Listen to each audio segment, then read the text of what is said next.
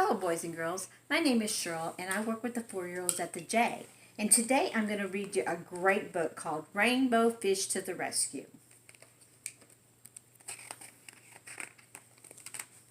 A long way out in the deep blue sea, there swam a school of fish.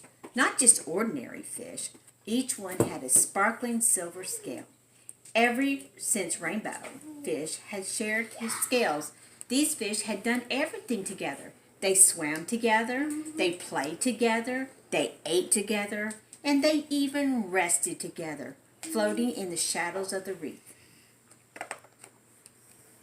They were so happy together. They had no interest in other fish. So one day, when a little striped fish swam through their game of flash tag, they all stared at him. "Hey," the little striped fish finally said, "can I play too?" "It's flash tag," said one little fish, "and you don't have a flashing scale." Do you have to have a special scale?" the little striped fish asked. "Of course you do," said the fish with the jagged fins. "Come on, let's play," he called to the others. "Don't worry about him." Not being very kind. Then all the fish turned and went back to their game. Well, Rainbow Fish hesitated. He was afraid of losing his new friends, so he didn't dare stand up to the fish with the jagged fins. Feeling a little ashamed, Rainbow Fish reluctantly swam off to join the others. The little striped fish floated all alone at the edge of the reef. He looked sad as he watched the game.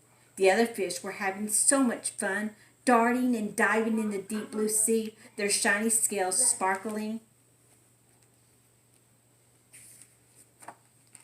Rainbow Fish remembered what it felt like to have no friends and how lonely he had been while all the fish had ignored him. He had been so proud of all his glittering scales that he had refused to share them. No wonder nobody had wanted to play with him. But now his new friends did want to play with him, and Rainbow Fish soon was caught up in the game. No one was paying attention when danger entered the reef. Suddenly, a shark shot like an arrow into the middle of the school.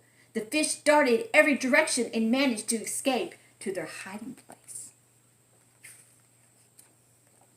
There, in a narrow crack in the reef, the shark could not reach them. They were safe. But the little striped fish wasn't. Rainbow Fish couldn't keep still. He was so worried.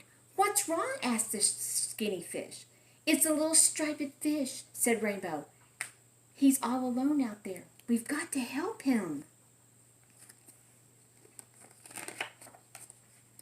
With that, Rainbow Fish left the safety of the hiding place. "Let's go," he called. The other fish trembled with fear, but they knew what they had to do. They sped out of the crack after Rainbow Fish.